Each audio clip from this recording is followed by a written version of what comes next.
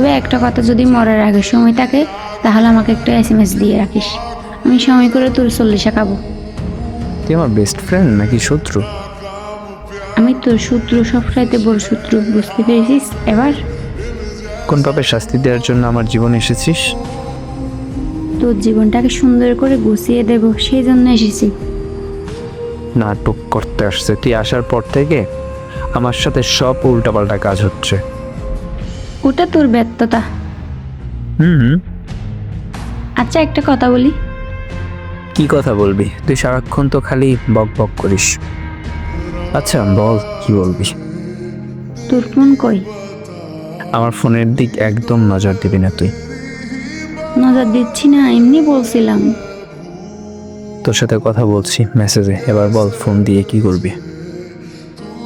কিছু করবো না, এমনিতেও তোর যা ফোন বাজারে 2 টাকা দিয়েও কিনবে না। ওই হ্যালো, এটা আইফোন। তোর মতো ভাঙ্গাচোরা মোবাইল আমি চালাই না। 1900 কটকটি সালের ফোন নিয়ে বাহাদুরি। আমার তা কটকটি সালের হলেও আছে, কিন্তু তোর তো তাও নেই।